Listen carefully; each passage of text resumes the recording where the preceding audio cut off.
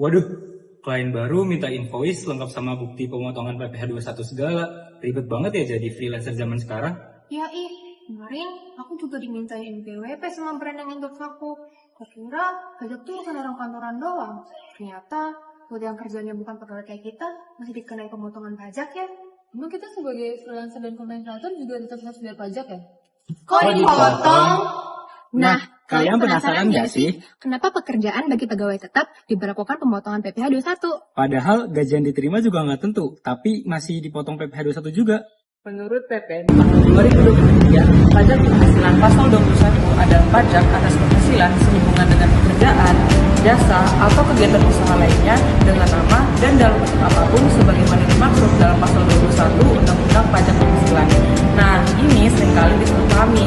Justru, freelance dan content creator masuk dalam kategori bukan pegawai sehingga dikenakan pemotongan PPh pasal 21. Tapi kan kita nggak punya gaji bulanan. Bahkan besaran gaji yang kita terima pun juga nggak nentu. Atau bakalan tetap dikenain pemotongan PPh pasal 21? Betul, berdasarkan pasal 5 ayat 1 huruf D, dijelaskan bahwa penghasilan yang dipotong pajak penghasilan pasal 21 bisa dikenakan untuk pegawai tidak tetap, baik berupa upah mingguan, upah harian, upah satuan, bahkan upah yang diterima setiap bulannya. Jadi, walaupun penghasilan yang kalian terima setiap bulannya tidak menentu, tetap dikenakan PPh pasal 21. Oh begitu ya. Tapi untuk besaran tarif yang akan dikenakan, besarannya berapa sih? Dan bagaimana cara penghitungannya? Untuk tarifnya sendiri, kita bisa lihat di PMK nomor 194 tahun 2023. Secara umum dijelaskan, tarif pemotongan PPh pasal 21 terdiri dari tarif efektif dan tarif yang berdasar pada pasal 17 ayat 1 huruf A. Di sini dijelaskan tarifnya itu mulai dari 50 juta sampai 500 juta. Namun, kita juga perlu melihat nih dari dasar hukum yang lain, yaitu pasal 12 ayat 3. Di sini dijelaskan bahwa profesi yang masuk dalam kategori bukan pegawai tetap dikenakan 50% dari penghasilan bruto yang diterima setiap bulan, sebagaimana dimaksud dalam pasal 5 ayat 1 huruf E. Terus, kalau aku suka dapetin beauty products buat diri gitu, itu juga bakal dikurangi dari income yang bakal aku dapet. Padahal kan, aku udah gantiin brand-brand itu biar produknya lebih populer. Enggak kok, kalau seperti itu sama aja seperti imbalan dari perusahaan yang diberikan kepada kamu. Dan produk yang diberikan itu namanya nafkah atau kenikmatan. Tapi kita perlu lihat nih, pajak pengenaan atas natura. Karena endorse ini dilakukan kepada orang pribadi, jadi masuk dalam konflik PPh pasal 21. Oh, sebagai freelancer baru, aku baru sadar sekarang dan jadi ngerti bahwa segala jenis yang berhubungan dengan pekerjaan, kegiatan, dan jasa yang dilakukan oleh orang pribadi atau badan, maka tetap memiliki kewajiban untuk melakukan pemotongan pajak atas penghasilan yang diterima berdasarkan dari jenis pekerjaannya, tanpa memandang upah yang diterima baik secara harian, mingguan, satuan, golongan, ataupun yang diterima penuh secara bulanan.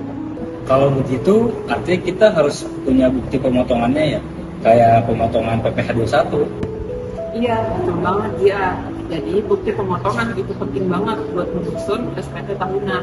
Jadi kalau kamu freelancer atau pegawai lepas, pastikan kamu meminta bukti potong dari pemberi penghasilan. Terus, kalau misalnya kita nggak dikasih bukti potong gimana? Kita masih bisa lapor pajak sendiri nggak? Bisa banget Moni, tapi kamu perlu menghitung sendiri besaran pajak yang seharusnya kamu bayar dan lapor di IBUI. Karena di Indonesia itu menganut sistem satu sistem. Jadi wajib pajak diberikan kepercayaan untuk menghitung dan melaporkan kewajibannya sendiri. Berarti meskipun cuma freelance, kita tetap wajib tertib soal pajak ya?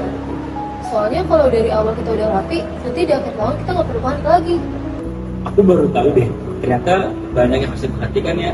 Mulai dari penghasilan bruto, tarif efektif, hingga natura yang mana bisa dijadikan objek dan juga pengenaan pajaknya sendiri. Pantesan, akhir-akhir ini aku sering banget dimintain NPWP sama brand-brand yang endorse aku. Ternyata sistem pajak kita makin detail ya, bahkan buat freelancer kayak kita. Dan perlu tahu juga hak kita sebagai wajib pajak. Kalau dirasa pemotongan itu terlalu besar, berarti kita bisa langsung konsultasiin ke KPP terdekat ya? Betul banget ya Cynthia. Jadi jangan ragu untuk tanya ke petugas pajak terdekat atau langsung cek ke situs resmi DJP karena sekarang disediakan secara semua. Tinggal akses belajar. Yang penting jangan sampai ketinggalan informasi dan transaksi karena telat atau SPT.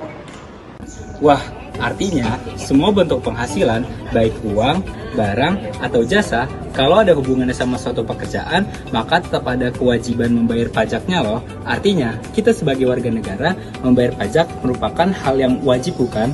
Iya, dan sebagai generasi yang aktif di dunia digital, penting banget buat kita untuk membayar pajak. Jangan sampai kita hidup berkarya, tapi lupa untuk berkontribusi. Walaupun kadang penghasilan yang kita terima cukup besar, tapi jangan lupa untuk melaksanakan kewajiban kita sebagai warga negara ya teman-teman. Setuju, sebagai freelancer dan konten kreator bukan berarti kita bebas aturan pajak. Justru kita harus jadi contoh sebagai wajib pajak yang taat dan sadar. Betul banget, karena ketika kita bayar pajak, kita bukan cuma taat aturan, tapi kita juga berkontribusi kepada negara dalam hal infrastruktur, pendidikan, bahkan layanan kesehatan. Semua butuh pajak. Ingat, pajak itu kontribusi untuk negara. Kreatif boleh, lupa pajak jangan. Kami bekerja lepas.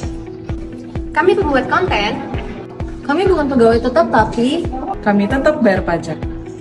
Bebas berkarya, tetap taat pajak.